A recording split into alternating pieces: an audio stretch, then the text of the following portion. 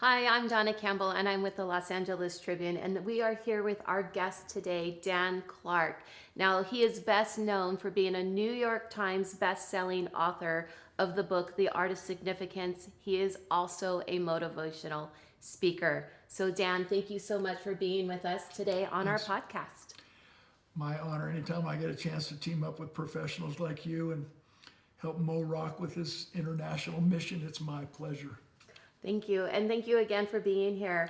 What I'm really curious about, we were doing some interviews. You talked a lot about being the same person on stage as you are off stage, which the buzzword is really about authenticity. So what are some things that you do to make sure that you're always the same on stage as you are off stage? Wow, that's a great question. But as a professional speaker, you want to write your own stories. You want to write your own speeches.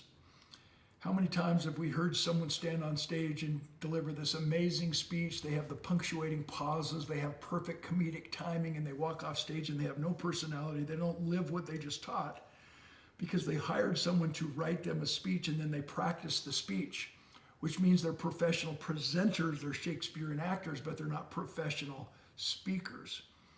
So what we have to do is be authentically real in our preparation. And when you're prepared, preparation is what builds your confidence. Preparation is what builds your authenticity. It's so critically important that if you're naturally funny, that you should just be naturally funny. That if you're naturally serious, you shouldn't try to be funny because you'll never come across as someone who's authentic. So there's three ways that we communicate. And the first one is as an authoritarian, and if you're naturally an authority, then people will trust you, they will believe you, and you can be the same off stage as you are on stage.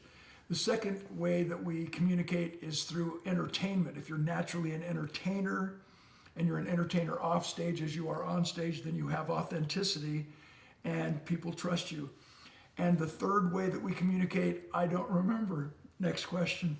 I love it. I love it. At least I'm authentically real. Absolutely, absolutely. So what are some ways that you actually prepare for yourself in putting that together with the background, being you, being real, having that time of preparation? What are some things that you do to prepare? Well, you don't win a game on game day, you win it during practice. And so I have taught public speaking at the university level for 11 years. And I always remind my students of a few things. Seek to bless, not impress. It's not about you, it's about the audience. So if we stand up and we dazzle the audience and they leave impressed with us, we've blown it. But if they leave impressed with who they can become and what they can do with the information we've given them, the inspiration that we provided, then we've nailed it.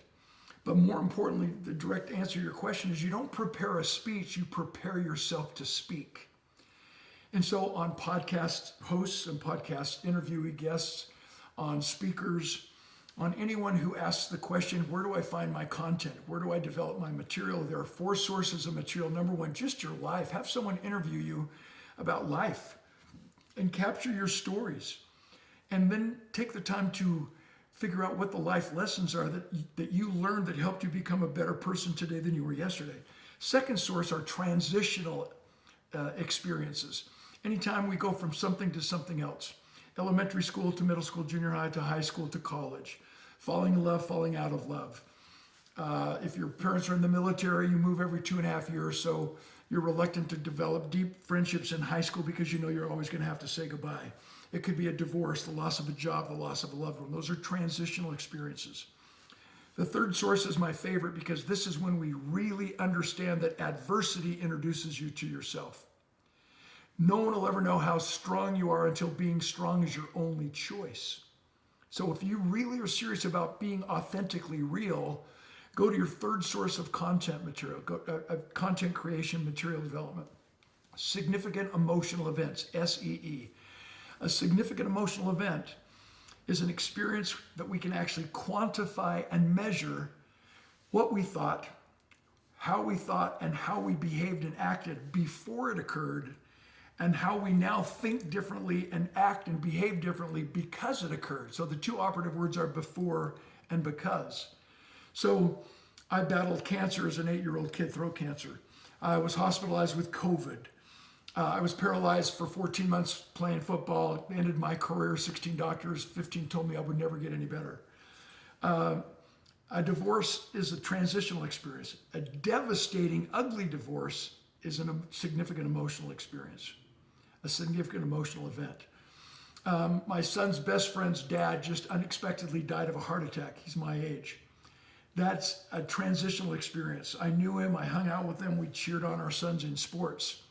But to his son, Cody, who's my son's best friend, that was a significant emotional event. He lost his mentor, he lost his dad, he lost his best friend, his hero. The fourth source of content creation and material development is called a bucket list. Turn it into a living list. So I challenge every viewer to just make a list of people that you would love to meet, that an interview would create some credibility based in your industry, based in your source, based on what your motivation is. And then make a list of adventures that you'd like to go on that would teach you life lessons or give you an experience worth sharing that would help people live on the edge as you are. And once you've made a list of people you want to meet, once you've made a list of experiences and adventures you want to go on, then make the last list of what resources and time will be required to turn that bucket list into a living list, to actually interview the people, to actually sit down and pause and ponder, to ask yourself what life lessons you did learn from your life, random questions, random experiences, and from transitional experiences and from significant emotional events. And pretty soon you have so much material from which to draw that you can easily write a customized speech using your experiences, your stories, your personality, and make sure you're authentically real the same off stage as you are on stage, because people know it's not a written speech, that you actually lived it. So the greatest compliment I can share is that people will say, I don't teach what I know, I teach who I am, how I live, and what I've done. I want people to know that I'm an expert eyewitness, and that if I've done this, just regular old Dan Clark, you can too, as I believe that if I thought like a champion, I can be a champion. I actually love, Dan, the fact that you just said the word adventureless, because that's my word. I don't believe in having a bucket list because I'm going to live a really long time. So I've always used the word adventureless. So what are 3 things that are on your adventure list that you have not yet done but would like to? Such a good question. So for the record, I've soared to the edge of space, saw the curvature of the earth, gazed in the endless blackness of the universe for 5 hours. And I've raced at Nürburgring, Daytona, carried the Olympic torch, served on the Olympic Committee. I slept in the Birdman of Alcatraz's cell at Alcatraz. I rode my Harley Davidson Road King motorcycle cross country with the Willie G. Davison family on the road home in 2003 from Vegas all the way to Milwaukee. I've flown all the fighter jets, all the bombers in the United States Air Force, taken off and landed on an aircraft carrier, did everything you've seen in the Maverick Top Gun movie. So my bucket list is full, and the reason why I'm rambling is to give myself a chance to think about how I can answer those three items. I feel like I'm in a beauty pageant. Every time you watch one of these contestants, they always say, "Could you please repeat the question," so it gives them more time to think of the answer. That's all I'm doing. I'm just buying time.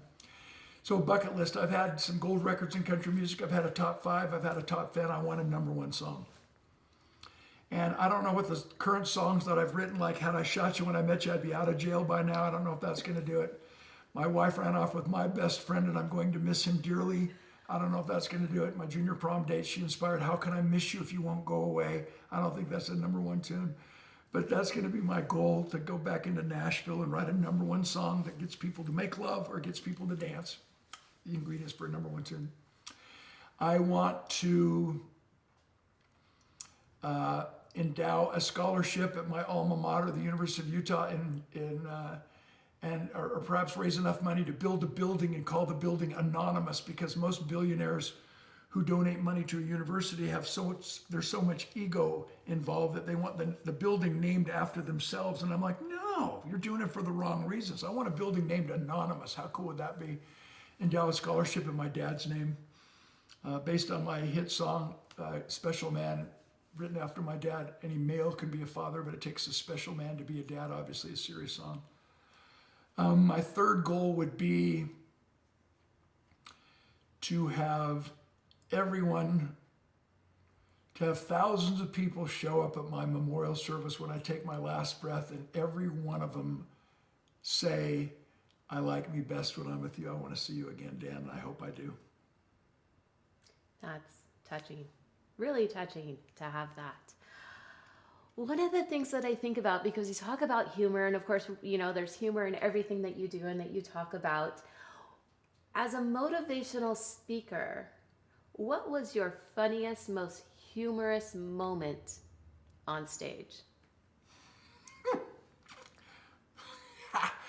By far. So there's a great airport hotel in Indianapolis. It's one of the best in the country. And I was speaking for two speeches over 3 days, staying at the same hotel. And my dad always taught me to tip everyone who serves me. Be generous, get to know the bellman's names, get to know the servers' names, the housekeepers' names, thank people that normally don't get thanked, and be generous in my tipping.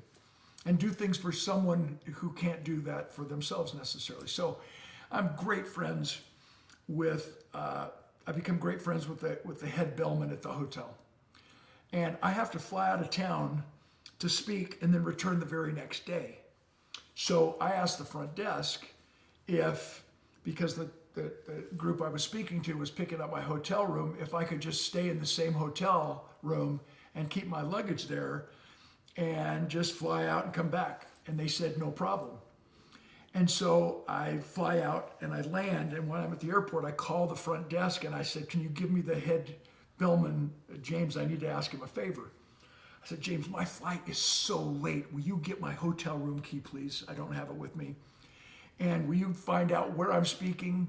This is the name of the organization. Please tell me where the ballroom is so that when I come in the door, I can just fly to the ballroom. Yes, Mr. Clark, I'll do it. So I land, I take the taxi over to the hotel, I get out, and there's James with my hotel room key. And I decided to go up, freshen up, change my shirt, came back downstairs. He says, Mr. Clark, you're in ballroom B, it's up the escalator. I go up the escalator to the ballroom floor, and I run to ballroom B, and there's a woman standing at the door, and she goes, you're our speaker? And I'm like, yes, ma'am. She goes, you're late, come on. She was so mad at me. And she parades me all the way to the head table. There's 1,000 people sitting at round tables, huge ballroom. She takes me to the head table. It's a luncheon. And she sits me at this end of the head table. She goes all the way to the other end of the head table, and I'm sitting there. I'm exhausted, I'm thirsty, and I'm flipping starving. So I'm like, how you doing, next person next to me? And I start eating my rubber chicken. And I'm drinking my red punch. I'm getting my thoughts together, and all of a sudden I said, can I see your program, please? I just want to see what's going on. And he hands me his program. I open up, and I'm in the wrong meeting. And I'm like, oh, no. And so I'm looking at the lady down at the other end. She's like, she comes over, she goes, what? And I said, I'm not your speaker. I'm the wrong meeting. She goes, yes, you are. You ate our food. And I'm like, really? She goes, our speaker's not here. You have to speak. And she just kind of paraded over and sat down where she was. So I'm sitting there going, you got to be kidding me. The guy who introduced me has no clue who I am. He gives me this introduction. I'm some guru from the Middle East who understands this and nuclear physicists, blah, blah, blah, blah, and I'm just sitting there going, oh, perfect. And I stand up and I have two choices. Do I just stand up and basically say, it's not me, I have no idea why I'm here, I gotta go? Or do I just go along with this entire deal? So for the next 30 minutes, I just decided to make them laugh. I had no clue about what their entire theme was. I had no idea what they were doing there. I just made them laugh and gave them a motivational message. And I concluded, I got a standing ovation, and I bolted out of this ballroom with the knowledge that I had screwed up the time zone change, so I still had time to make the speech I needed to speech, which was in a ballroom down the hall. And I showed up on time, made that speech customized to their theme, their attendees, their purpose, and their message. And it was one of the more wonderful days of my life. I didn't get a speech. I didn't get an honorarium for the first speech. I should have held out and said, okay, I need the check. But I didn't. And that clearly is one of the funniest things that's ever happened to me. And to this day, they have no idea who I am. Oh, my goodness. Oh, my goodness. How do you follow up with something like that? Oh, I can tell you another one. All right, I'm in. So I'm speaking in Bermuda, And I'm at the Princess Hamilton, the famous Pink Hotel, and I'm there all week. I've spoken every single day. So again, I become friends with the bellman. And my last day, he says, "Hey, Mr. Clark, what time's your flight leaving?" I said, "I don't know." So he says, "I can change your flight for you if you want a VIP ticket to the World Championship rugby match between the United States and the All Blacks of New Zealand." And I'm like, wow, what a thrill. I'd love to go. So I've already packed my bags, and I have on a comfortable kind of white t-shirt that I'm going to travel in to go all the way back to Salt Lake City, Utah, where I live. And so my bags are packed, and he takes me in the van to the stadium. It's a hot day. I'm sweaty. I'm kind of sunburned. I'm watching this match. It was so awesome. And when the match is finished, I get back to the hotel, and he says, "Mr. Clark, I got you the last seat on the flight. You're now flying on U.S. Airways, U.S. Scareways, as we affectionately call it. I've changed your itinerary. Everything's cool." So he takes me to the airport. He drops me off. I have no luggage to get in, so I've checked my bag. And I get on the plane, and I've got the last seat on the plane, and it's the very last seat at the very back of the plane. I can't tell you the equipment, because it was odd, because I'm in the back. I have one seat here. There's a little small galley with a flight attendant sitting across from me, and 2 seats in front of me, very back of the plane. We take off. And as we take off, this woman sitting in front of me has this little baby, maybe 2 years old. And he is screaming, it just rips your heart out. And the flight attendant says, if you put him up on your shoulder, obviously it's the pressure in his ears that's causing him to scream with the pressurization of the plane. If you put him up on your shoulder, it might make him feel better. So the mother puts her little boy up on her shoulder, and the next bump of turbulence that we hit, he pops his cookies. Projectile, it hits me right in the face. And I'm in shock. I'm like, and the flight attendant starts laughing out of a nervous response. And before I can even move, we hit another bump of turbulence. And he finishes popping his cookies again. We're talking oatmeal all over my head, dripping down my face, all over my shirt. The flight attendant stands up. She gets a towel, gets warm water on it. She goes, "Oh, Mr. Clark, I'm so sorry." She's trying to wipe my face over, and I'm still sitting there going, "You got to be kidding me." Finally, she gets my face dried off, my hair dried off, and I said, "I got to take some." I take off my t-shirt, and she gives me another wet Calso spit bath. So now I'm sitting in the back of the plane. No one knows what's going on, and I'm sitting there without my shirt on. And we fly all the way to Charlotte, North Carolina, to change planes to go to Delta, to fly from Charlotte on Delta Airlines back to Salt Lake City, Utah. And the flight attendant says, "Mr. Clark, you can't get off the plane without a shirt on." I said, "Well, duh. I've already thrown that baby away. You got any ideas?" So she gives me this halter apron, this little blue halter apron that goes across over my neck, ties in the back, so I have a bare back, little cute little bow in the back. I'm the last one off the plane, and I got to walk all the way down the concourse to the Delta counter. So now I'm standing there in the Delta counter. People are keeping their children away from me. They think I'm a child massacrist, a chainsaw massacrist. They don't get eye contact with this wacko. And I step up to the counter, and the lady, she goes, "Mr. Clark, you can't get on the plane like that." And I said, "Well, do you have any ideas?"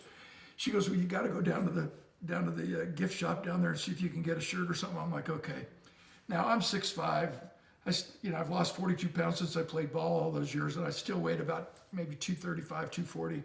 I go in, obviously they don't have the water buffalo size t-shirt for me. They only had one shirt, and it was a super small t-shirt. It looked like a sports bra. I get on the plane, I'm sitting there like this, losing consciousness, trying to breathe. I can't even hold my arm up to drink. And I flew cross country with this little teeny t-shirt on and landed, and that's my second story.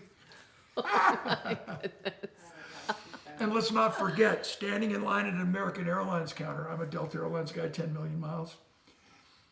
By the way, 6 million miles on Delta Airlines frequent flyer, the MQM. And everybody says, "My gosh, how'd you do that?" Well, I've been happily married for 44 years. Everybody says, "What's your secret?" I've only been home 6 weeks total. It's going perfect. I recommend it. Delta Airlines is the way to go. But I had to fly American one day. I'm standing in line. This guy in front of me is standing at the counter. I overhear him. He says to the lady, I want to go to Denver, and I want my bag to go to Singapore." And she says, "I'm sorry, sir, we can't do that." He says, "Why? You did it last time." I love airline humor. Absolutely love it. Absolutely love it. You heard it from him first. The secret to a long, happy marriage: fly Delta only be home 6 weeks. And make sure your relationship is strong enough that you can kid each other. My wallet was stolen. I waited 3 months before I reported it. Police detective asked me why I waited 3 months before I reported a stolen credit card. I said, because the guy who took it was spending less money than my wife. So with significance and with leadership and all of those principles, most of the time there are like 3 core values each of us have that we live by, that we operate by. I often say happiness, prosperity, and love. What would be your 3 core values that would define your life of how you live? 3 core values. I would say authenticity, drive, and empathy. And why are those 3? Empathy, drive, and Because we can only connect with someone through authenticity. We can only communicate at that honest level, that level of integrity. And drive is about self-motivation and self-determination, figuring out what your why is, making sure your why is bigger than your why not. Multiple times in interviews, I've talked about the stereotypical male's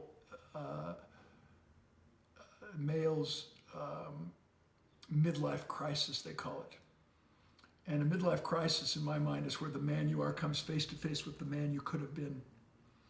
In a spiritual realm, we can talk about heaven and hell. You can bring heaven on earth if you understand that if the things you think about and believe in are different than the things you do, you'll never be happy. So you have to be authentically real to your core values, not just authentically real to your personality, authentically real to your reality, but you got to be authentically real to your core values. And so drive is, I do things because I know I should, not because someone expects it of me, because I know I should. And the 3rd core value would be empathy. It's not enough. Sympathy is not good. You don't want to feel sorry for someone. And sympathy is walking past someone who's down in a ditch, digging a hole on a hot sunny day, and you say, man, I bet you're hot. I feel so sorry for you. Empathy is when you get in the ditch and you actually pick up a shovel and you help them dig the hole. Empathy. Compassion is even a deeper core value than empathy, because compassion is taking the time to understand why he is in the ditch, digging the ditch, and what could you help him learn so he doesn't have to ever do that again.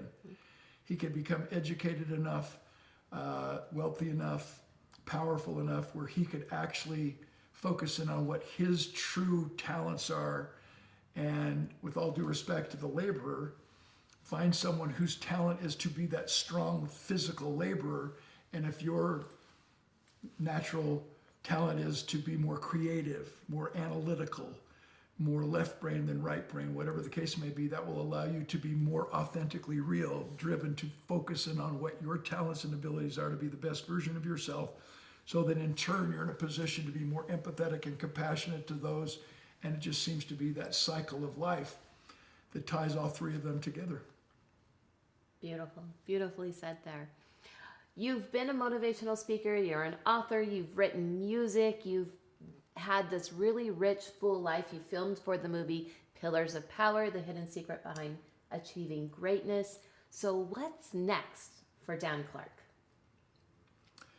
I've written 37 books, and I don't set out to write books. It's the idea, and when I caution authors, I have a book, I haven't finished my book, I've been working on my book for so long. Once you have something to say, publish it, and then wait till you have something else to say, then publish it again. So as an author, what I've learned from Adrian Zackheim at Penguin Random House, some of the most famous and powerful publishers in the world, is when you come in and you say, I have 3 books, and they say, no. As an athlete, as a coach, you want to put your best players in the game. You want to put your A players and your starters in the game. And then your bench, your B players, your second string players are on the bench to come in and relieve the first string players. So what the right publishers will tell you is that no, your readers will tell you what your next book needs to be. You don't decide, I'm going to have a 3-book trilogy. I've got 5 books in my series. No, make sure this book contains every single bit of wisdom and insightful solution that you can possibly share with the world right now. And then your readers will tell you what the next book needs to be. So in honesty, I can't say I'm never going to write another book, but right now, I have a quotes book. My favorite of the 37 is my joke book, my repository of humor, over 150, maybe 200 time-tested jokes. As a speaker coach, I tell people you don't tell a joke because if no one laughs, you always bomb. But if you tell a joke that has a message and no one laughs, you never bomb because it embellishes your message. So we're always looking for the humor. We're always looking for the quotes, the evocative quote and the emotion that makes your stories memorable. My goals, my bucket list, I still want to have that number one tune. I still want to change people's lives through music. But I still, Zig Ziglar, he passed away at 70 some years of age, and he was my mentor for over 25 years. And when people would ask Zig, hey, are you going to retire? He says, no, I'm going to refire.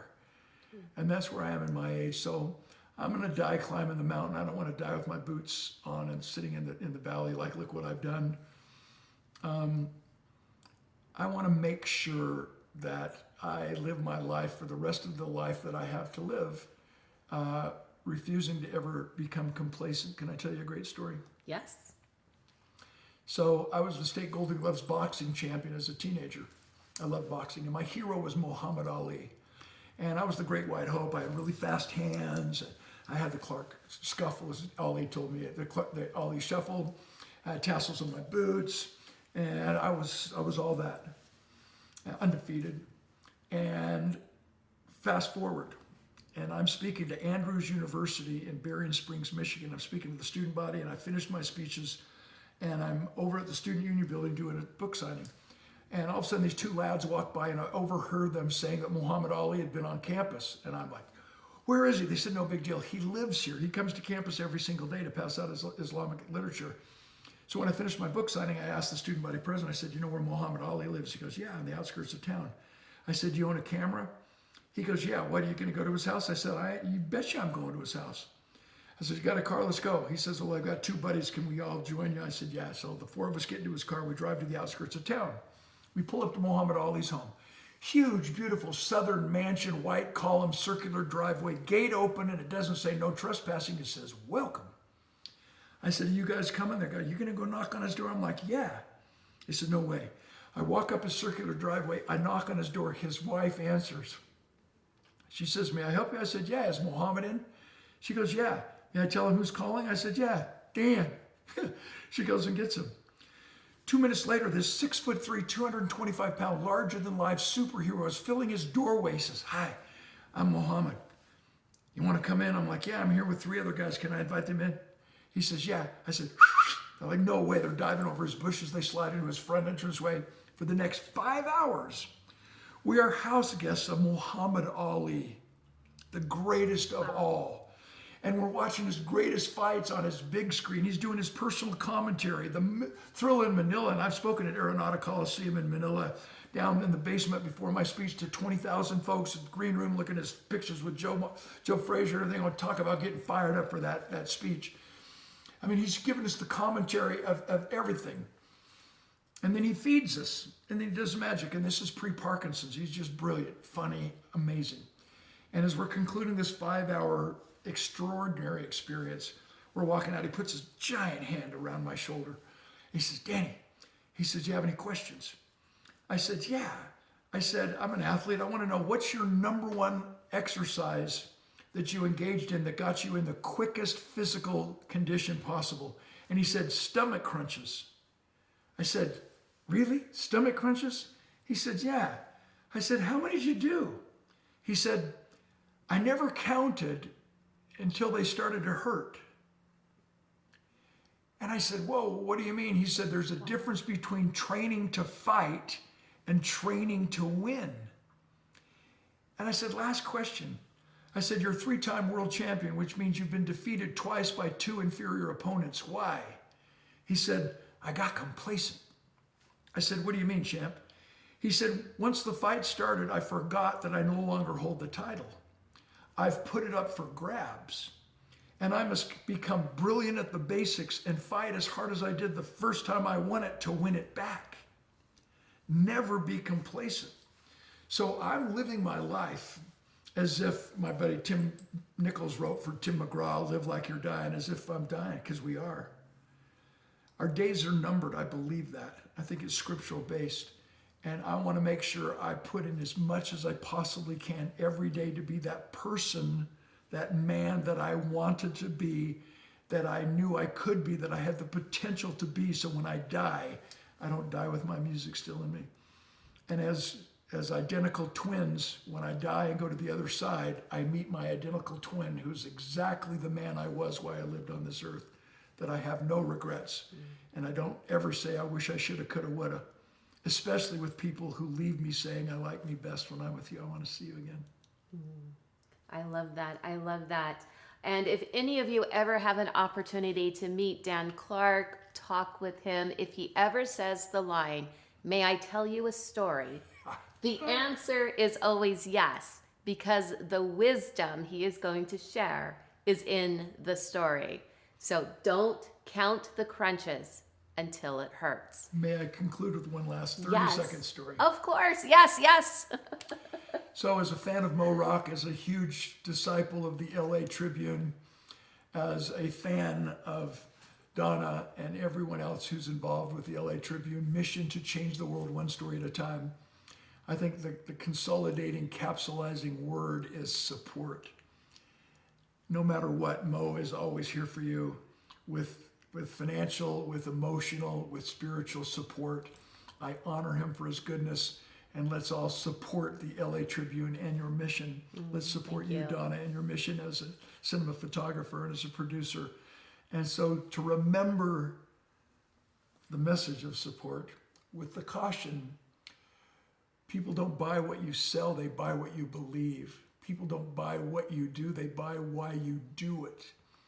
And what we believe and why we do what we do is our story. Facts tell, stories sell. Reason leads to conclusions, but it is emotion that leads to action.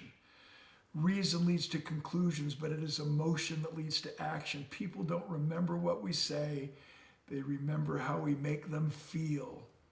So to illustrate the significance of this powerful word that LA Tribune is famous for, support, that you're famous for. I love you, I honor you. Thank you. A mother encourages her daughter to come home as soon as school is over. The time comes, the time goes. 30 minutes later, daughter walks in through the front door of her home and her mother scolds her. Where have you been? I've been worried sick. She says, oh, mommy. I walked my friend Sally home. She dropped her doll on the sidewalk and broke all to pieces. It was awful. Her mother said, so you're late because you stayed to help your friend pick up the pieces of the doll and put it back together again? She said, oh no, mommy, I didn't know how to fix the doll. I just stayed to help her cry.